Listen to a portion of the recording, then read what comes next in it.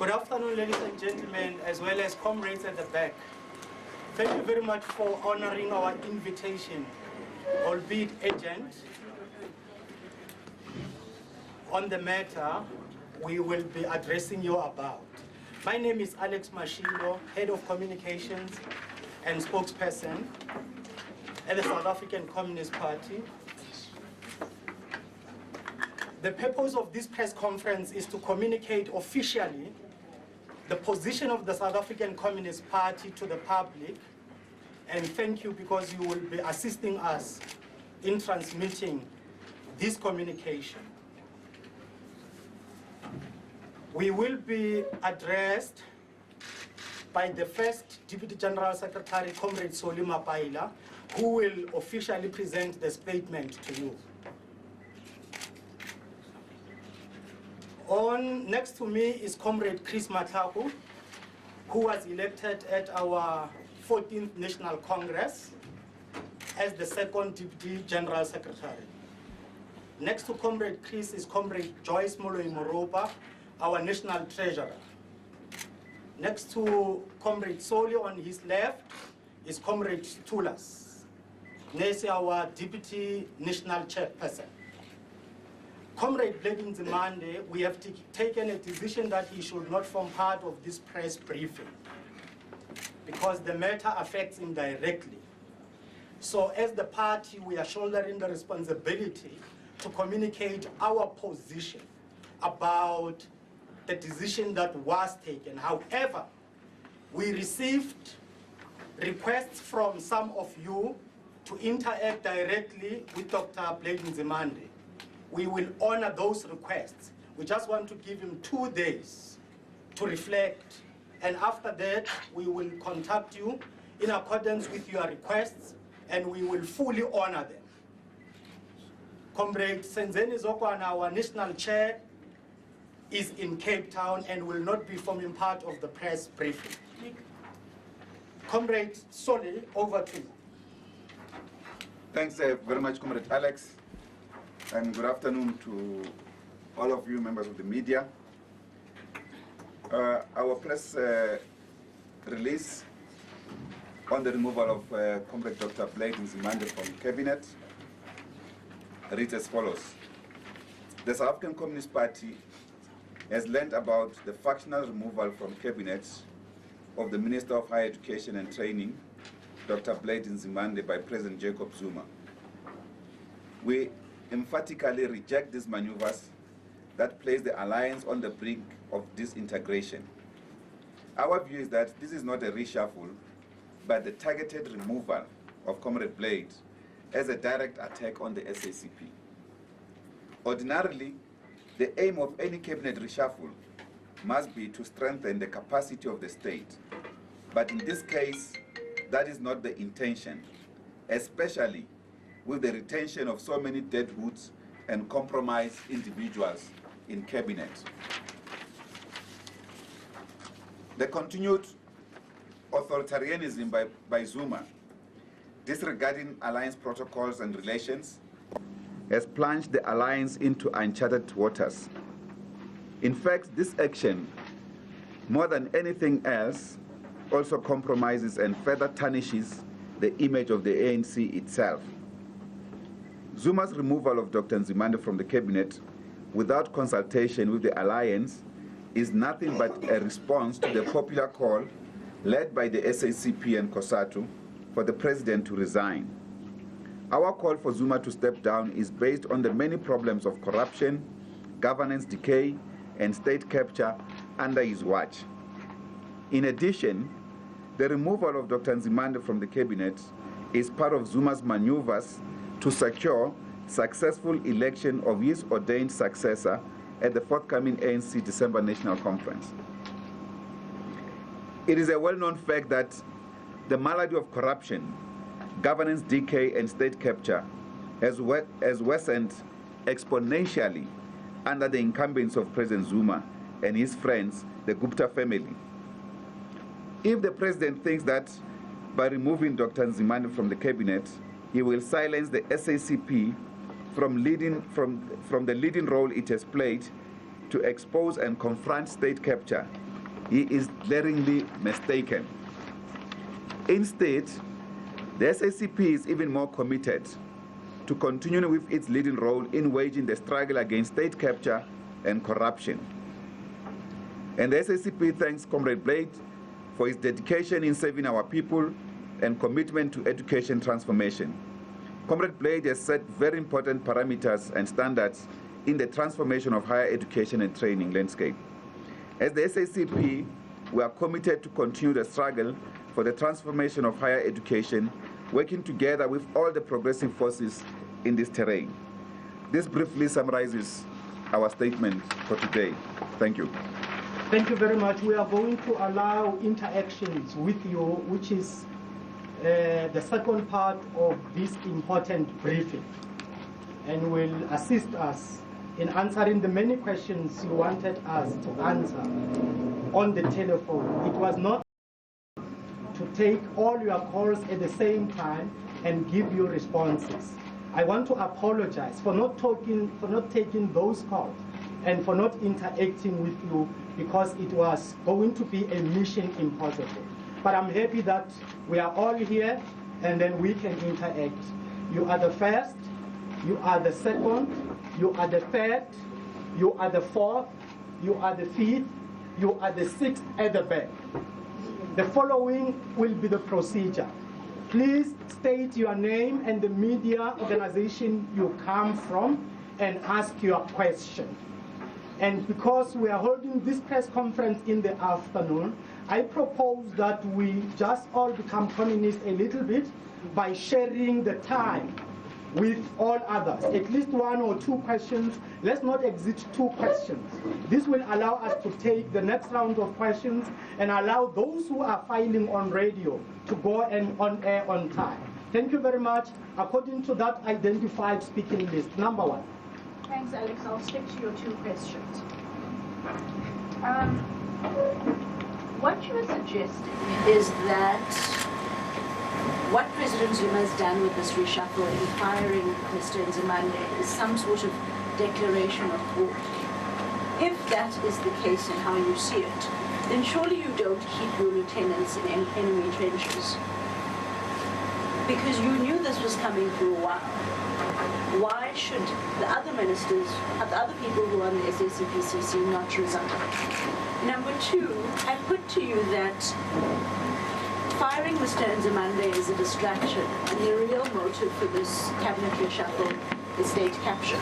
If you look at some of the other portfolios, how is the SACP going to respond to that, since it's been quite vocal on the issue thus far?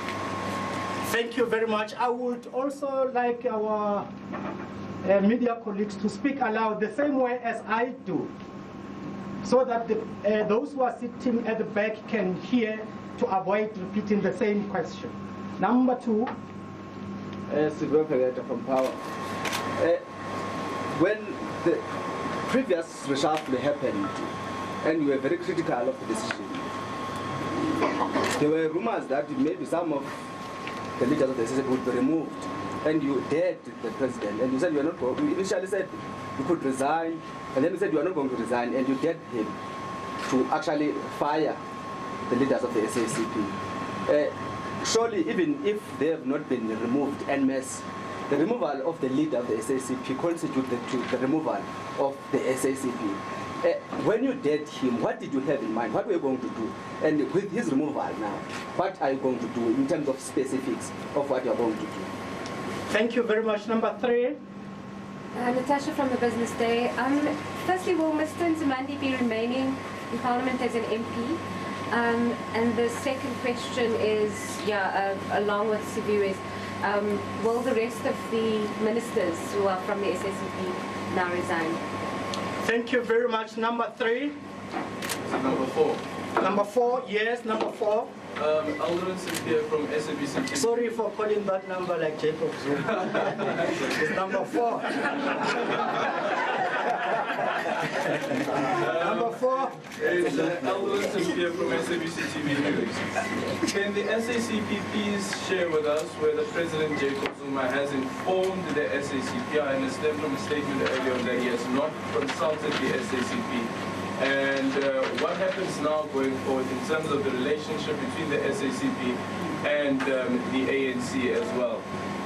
The final question also relates to the issue around SACP members who are members of cabinet resigning in mass. How do you explain SACP members still being members of cabinet when the head of the SACP has been removed by the president?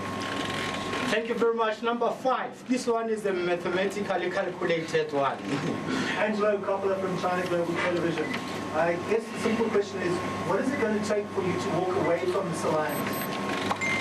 Thank you very much. Number 6. That's fine. The questions are already asked. Thank you very much. Let us allow the leadership to respond, and if the need arises, we will open a second round of questions. Thank you, comrade. Okay, I'll start and then the comrades will follow on a few areas. The first one is that, yes, this is a clear declaration of war on the SACP by President Zuma, because it is quite clear the decision has nothing to strengthen capacity of the state or cabinet. And in any case, he has retained deadwood in that cabinet, people who are laced with corruption, scandals, and so forth, and he's not dealing with them. He's not removing them, who are underperforming, and we've been indicating this, and society in general in South Africa has been raising these matters. And as you know, this reshuffle is actually a decoy. There was no reshuffle, actually. The intention was just to remove Comrade Blade. Essentially, that's what Zuma has done. That is why we're reading it clearly. It's an attack on the SACP and will effectively respond back to him as the SACP. And I think it's also important to say the issue about SACP ministers remaining or leaving, we have discussed this before through the Politburo and the Special Central Committee of the SACP, the fact that cabinet doesn't belong to Zuma. We participate in the elections through the alliance as the SACP. We fight together on the trenches with the ANC. We give mandate to a president through a party political system.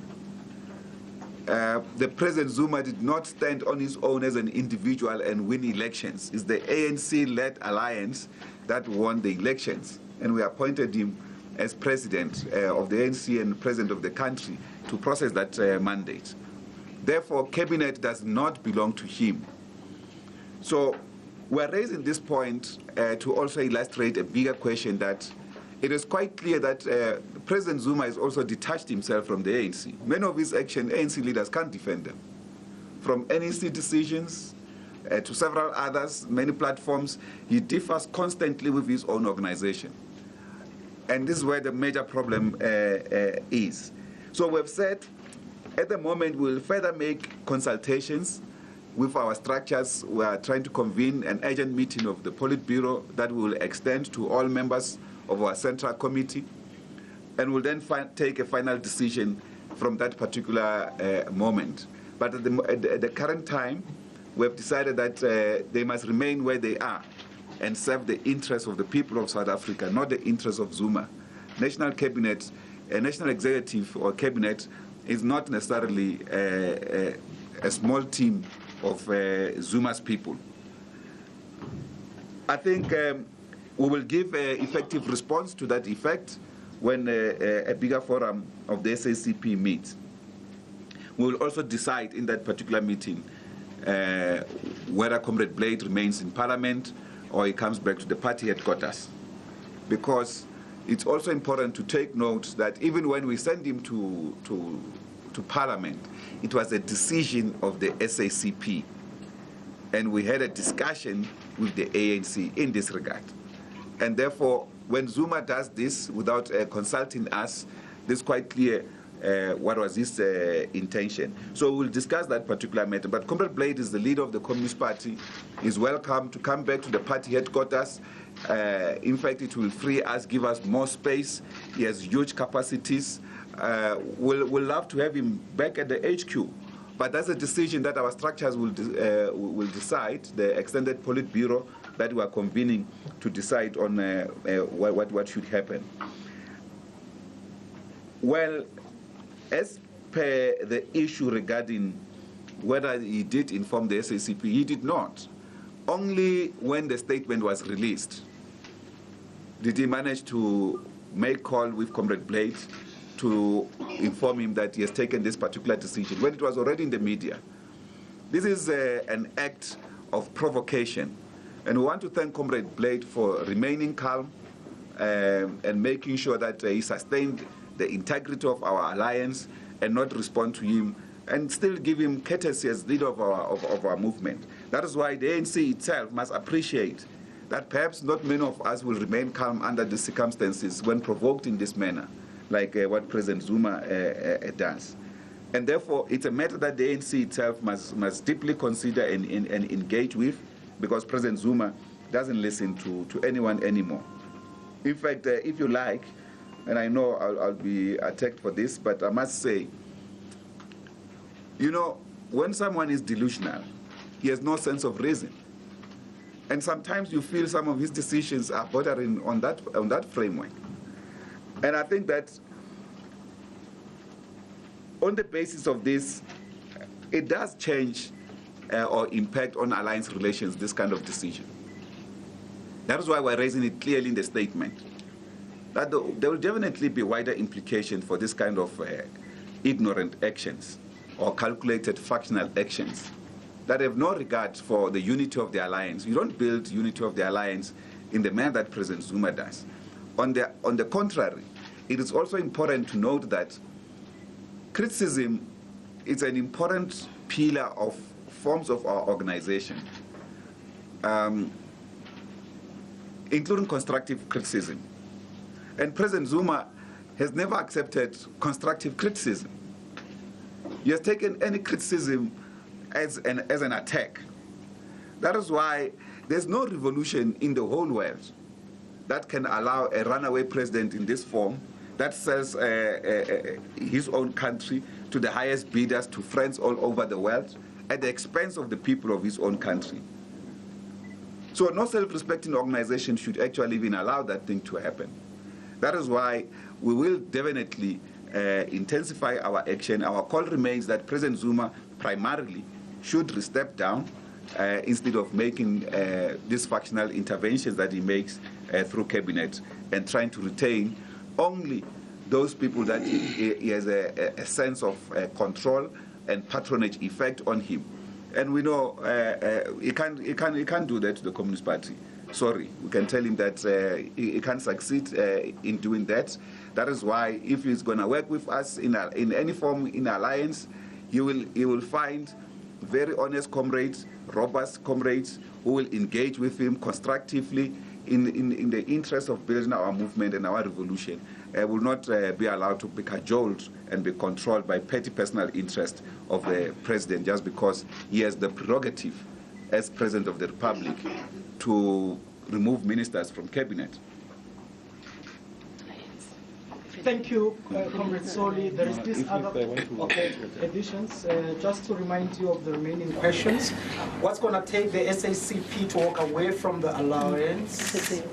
Yes. Just a bit. Thank you.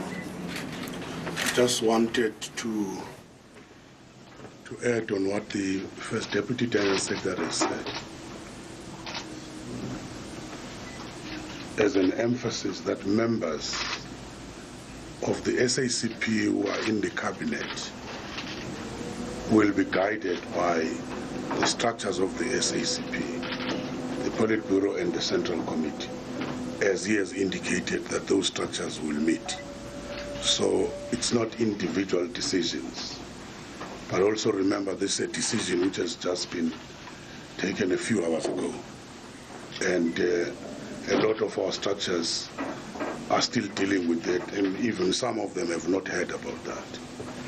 Well, the issue of the alliance, well, our view is very simple. This alliance does not belong to an individual. It's an alliance of organizations. We will definitely have to sit and deal with these issues, these organizational issues, as they confront us, and take a way forward. Of course, as the Deputy General Secretary has indicated, there's a serious strain as we speak at the moment if a leader of the alliance can just be removed like that. But we won't allow an alliance to collapse because of this. It's an alliance of organizations, not of individuals. Individuals in any organization come and go. Thank you very much, Comrade Tulas. Let me Before take... that, the issue about what will it take for us to leave. Okay. No, let me just add that we have already drawn the line as the SACP about what is acceptable and what is not acceptable. Firstly, it is not acceptable for any leader of our movement who occupies any political authority in whatever form to undermine our constitution, South Africa's constitution. It's not a socialist constitution, but at least it lays an important framework for us to transform our country. And we subscribe to that particular constitution as the SACP. So if there's constant undermining and violation of the constitution, we will speak out, as we have done. If there is support, wittingly or unwittingly, or sometimes looking away from acts of corruption, we will speak out, as we have done, as the SACP. We have drawn the line on those. If there's allowance of state capture by a cohort of individuals, business people, and so forth, who are related to the president or anybody who has authority in any sections of our governance, we will speak out as the SACP. We have drawn the lines on those. And we have put up these matters even to our alliance to indicate that we are extremely unhappy about the fact that comrades who are even implicated in particular, say, the Gupta emails, instead of action being taken against them, they are being rewarded. And therefore, this is an unacceptable behavior of a movement that is expected to espouse higher values of accountability, of respect for the people, of ethical behavior, of moral highness. But what we see is political and moral decay under Zuma's watch. And we've raised these matters quite clearly. But we're also taking into account the point that Comrade Tulas is raising, which is another very important point, that this alliance is not just about individuals. It's an organizational alliance, an interclass alliance as well. And therefore, to resolve its challenges, it's a protracted and complex process. But when it involves basically disregard for basic norms and values of our movement, that's where we take serious exception. That is why ultimately, when we could not take it any longer, despite many attempts for engagements with the alliance components, particularly with the ANC, we ended up making the call that President Zuma should step down, because we could feel that evidence was there that indicates that he is the main facilitator of the concept of capture of the state. And I agree with this comment that is made that actually the entire project is to strengthen the capacity to capture our state. And South Africa must rise up and reject this attitude. That is why we have drawn the line in that case and will not accept it going forward. Thank you very much. In the best interest of those who will be reporting via radio, let me take the last round of questions. And I'm asking that I take those who did not have an opportunity in the first round. You will be the first, you will be the second, you will be the third, you will be the fourth. I'm inviting the fifth person who wants to ask a question. In the absence of any new person, let me check among those who asked questions before if they would like to exercise an opportunity to ask a follow-up question, because this is the last round of questions. You are the fifth and the last, in that order. Number 1. Good afternoon, Nicholas Bauer from ENCA. Perhaps you can tell us what exactly you're hoping to achieve by staying in cabinet and staying in the alliance. You said that any engagement that you have with President Jacob Zuma on an alliance level will be met with a robust discussion from robust comrades. What does that look like? Because the last time we had a cabinet reshuffle, there was talk of SACP ministers leaving en masse in protest. That didn't happen. You wished Comrade Pravin and his deputy good luck, and the status quo remained. And it would seem that, albeit the fact that there was SACP ministers up until this cabinet reshuffle, the problems that you've been describing in government continued unabated. So what are you actually hoping to achieve by remaining in government and remaining in the alliance? Thank you. Number 2. Elvin Sipier from SABC TV News. And just for confirmation's sake, Gweda Mantashe mentioned earlier on that the top 6 were informed yesterday. Just wanted to confirm whether he did speak to President Nzimande or not, informing him about the reshuffle last night already. The second question is, the last NEC meeting comes up very soon. I think it's next month, if I'm not mistaken. Month end, yeah. This would be probably the last opportunity for the NEC to recall the current NEC of the ANC to recall President Jacob Zuma as president of the country, and the SACP is represented in that NEC by President Nzimande. Will you be calling on President Nzimande to push for that motion of no confidence in President Zuma so that he steps down as president of the country? Final question is just reaction on the Supreme Court of Appeal ruling that President Jacob Zuma should face the charges in the indictment. What is the SACP's stance on this? Thank you very much. The third question.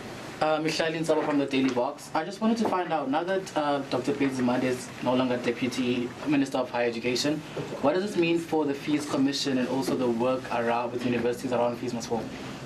Thank you very much. Number 4. Kaya Kopa from the Star.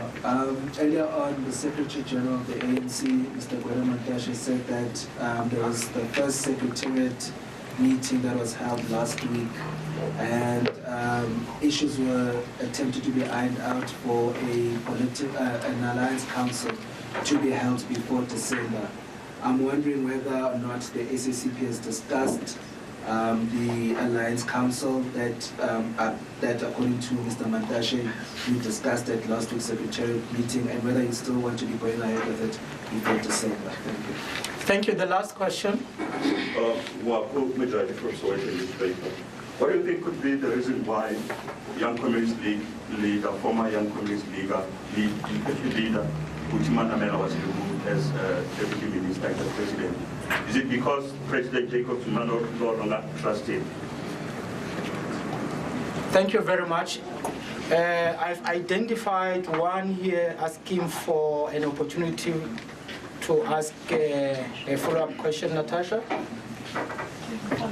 Yes, sorry. The SACP's view on State Security Minister David Mahlobo moving to the energy portfolio at a really critical time before the medium-term budget, as well as with the nuclear project on hold. And also all the really big projects that Minister Kubai was overseeing, and the really big, important, critical issues such as the sale of the strategic fuel reserves, and the contract with Rosgeo, all of those issues, with now someone seen as a key lieutenant of the president's in that critical portfolio. Thank you very much, ladies and gentlemen. That was the last question of this press briefing. Let me now allow the leadership to respond. Okay, let me get back to the issue of moving away from cabinet, which you're asking and what you're hoping to achieve. I actually thought it was much clearer when the comrades were indicating that it's not an individual person's cabinet or government. There is an involvement of an alliance in terms of working on this. In the past, yes, of course, there were also moves that the party comrades might move away, but when the thorough discussion took place, everybody realized that there's nothing wrong that those comrades have done. They must continue to serve the country. And therefore, that is why we can't say they must move away. People who must move away from cabinet are the ones who are messing up. So if they haven't messed up, that was the discussion. We are still going to put this discussion before the special PB and find out is that still the case. But the issue here is that it's not an individual or a personal cabinet for anybody. And therefore, if comrades are put there, we don't see that they should just walk away. They should continue to serve the people of this country, so long as they're doing that diligently. The problem is that if they're not doing that, contrary to that, then that's another problem. Okay, can I just leave other questions to other comrades? Thank you, Comrade Joyce. Chris? Okay. Chris? No, the issue of trying to say Comrade Blade as an NEC member, are we going to be calling for him to go and push for the removal of the president? Comrade Blade is an ANC member in his own right.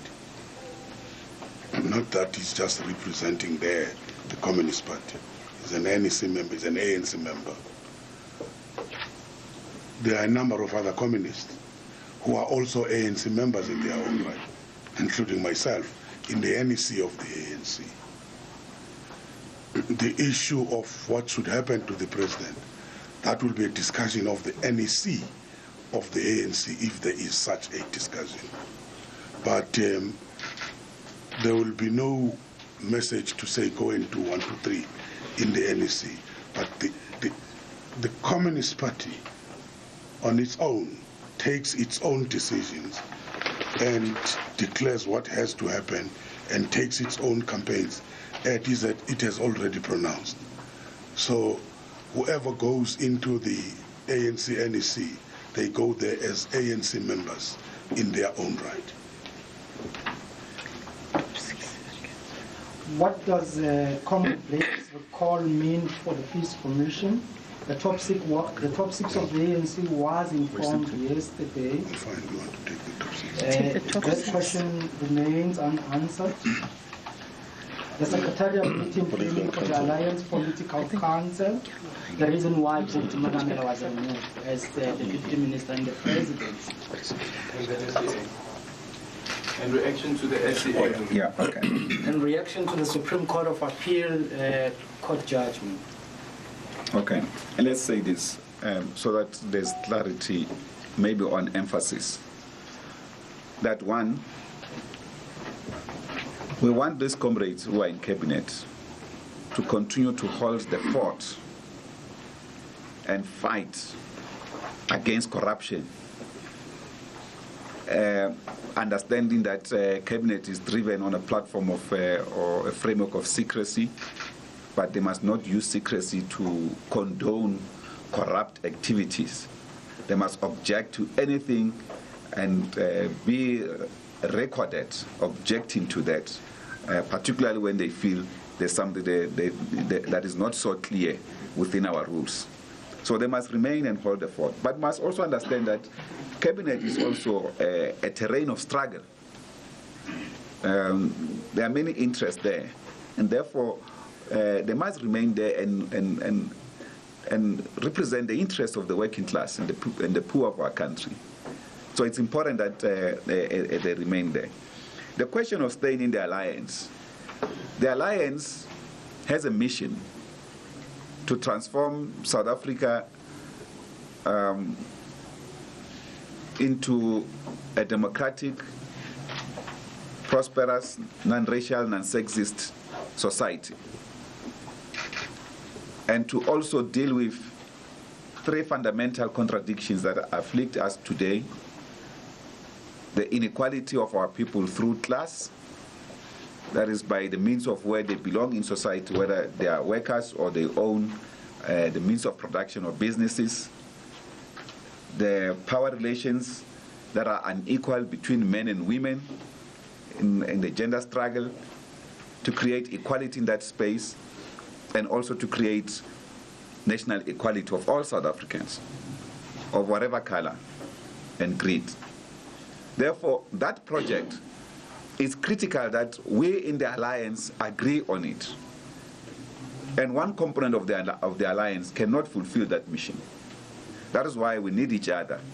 That is why even the SACP, in the complex of many challenges and discussions we have had, we have always elevated the whole question of the alliance. If you read the statement of the ANC veterans, the Veterans League at the Durban NGC of the ANC, they addressed their notion on this question of the alliance. And these are comrades that have spent their entire life in the frontline struggles of our liberation struggle. In the frontline trenches, meant to say. And they indicated that for them, the alliance is like one organization, so to speak. Because they belonged to all, and they found no contradiction in belonging to all and serving the interests of all alliance components. And therefore, it's very important to appreciate the centrality of the alliance to carry out this mission to transform South Africa in simple terms, to end poverty in this country and create a South Africa that its children can be proud of. As to whether Comrade Gwede, as the Secretary General of the ANC, informed Comrade Blade, no, we do not know that. He didn't inform us that. We only knew this morning when we started seeing this thing in the social media, and as a result, we had some discussions. And Comrade Tulas was having a meeting here you'll remember that the two of us are full-time at the party headquarters. Comrade Tulas was preparing to go to a meeting in Pretoria and Cape Town. Then we asked to have a quick session. The Fees Commission, we will allow Comrade Blade after a couple of days to also comment on this one. Because I think that's where also part of the problem is. But Comrade Blade will talk to this particular matter because he was minister at the time. And you'll remember that we had initially raised the manner in which the president handled this point. In fact, it is quite clear that despite many attempts and the successes in that sector of higher education, President Zuma always wanted to upstage this particular minister. And we tried to handle this matter with him. I actually had a discussion with him about this particular matter and to express our discontent with the manner in which it was handled. We also raised these matters in the alliance. Because we are feeling that somehow Comrade Blade was made to be the bad guy. And even his interventions were spectacular failures. Because he has no complete understanding of that particular sector. And he has demonstrated that going forward or continuously. But Comrade Blade will talk to this particular matter possibly after a couple of days. The Alliance Political Council, yes, the SG is right. We had our first meeting of the Alliance Secretariat after 10 months. That's the extent to which alliance relations are strained. And we had a very cordial meeting where we outlined even a program going forward. And I can indicate we also put this question on the table, the question of the Gupta emails, because it has not been fully discussed inside the alliance. We put it on the table as the SACP, the question of corruption and how it is eroding the moral authority of our movement. So we had agreed that we'll prepare an Alliance Political Council before December. We are committed to still participate in this forum. As you know, this meeting has been cancelled before by President Zuma on more than one occasion. So that is why the ANC had to also rein this comrade. And again, whether the former YCL leader, Comrade Buti Manamela, well, we don't know how, as we have indicated, we reject this cabinet reshuffle. It was a decoy. Whether he shifted somebody from there to there, it was a non-issue. The issue is that this cabinet reshuffle was meant to remove Comrade Blade, basically to embarrass him. That's what President Zuma was trying to do. And want to, again, accept the humility of Comrade Blade in the manner that he has responded to this thing. The Portfolio Committee on Energy. The party leadership have been listened to under Minister Masobo. So he has not been very useful either. Schools were banned in this country, in Vuan and other parts of the country, huge infrastructure in universities and so forth. The intelligence services could not be coordinated. So he has not been necessarily helpful. We hope he will be helpful in a different portfolio. But as for this portfolio on energy, we will put hawk's eyes on it, because this portfolio is extremely important, and we cannot allow South Africa to be mortgaged to any other country. We will never allow that as the SACP. We did not struggle, and our comrades martyred paid with the supreme sacrifice with their lives for our freedom to be handed over to countries and to groupings that President Zuma has made promises to. We will not accept that. And any minister who will think that they will use this opportunity to sell off our country, they will meet us as a SACP. We'll defend our country with our blood. It's as simple as that. So we will not accept if any minister is there to facilitate contracts to different countries and so forth at the expense of our country, we will not accept that. And that's where we're also saying we will draw the line, and we have drawn the line in this regard. The question of the Supreme Court of Appeal, we surely know that President Zuma is literally a master of tactic with regard to delaying the law or its process. But he always, in that process, uses the extreme form of the law to be inside the law, as he abuses the procedural process of the law. So he has done that many a times. That is why when he was at the Supreme Court of Appeal, he acceded that, no. Actually, maybe you are right, I'm wrong, but he's the one that appealed in the first instance. He was just doing so to buy time, nothing else. And now when this thing goes back, as you now know, it will not start with whether he's been charged. It will start with whether you should be charged or not. And there will be representations. And he will still take this thing right up to the Constitutional Court.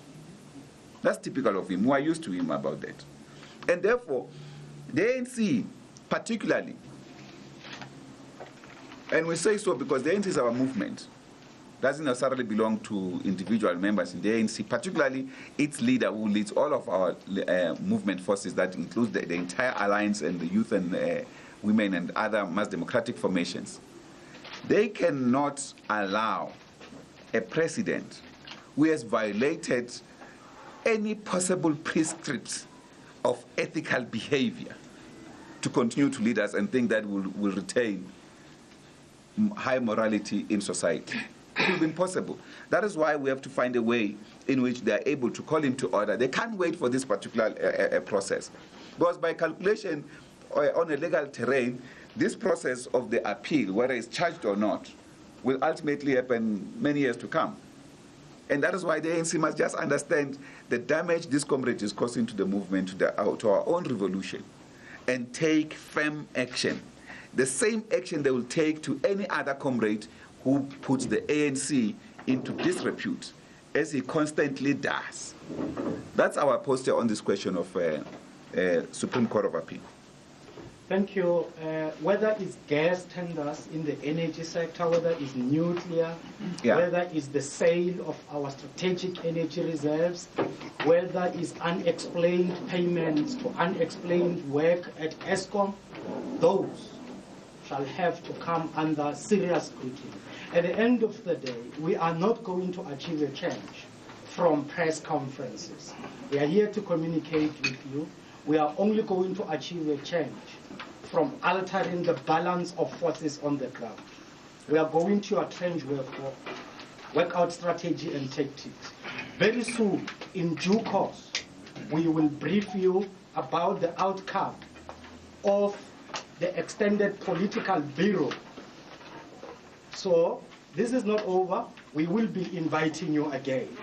So thank you very much for honoring our press conferences. Let me apologize for not taking those who made requests, because they were requested at the back. And let's report to the public. And let's all continue the battle against state capture. Thank you. Thank you.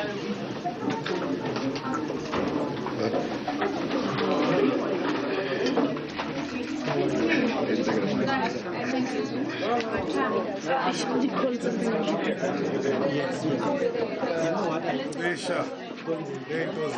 you.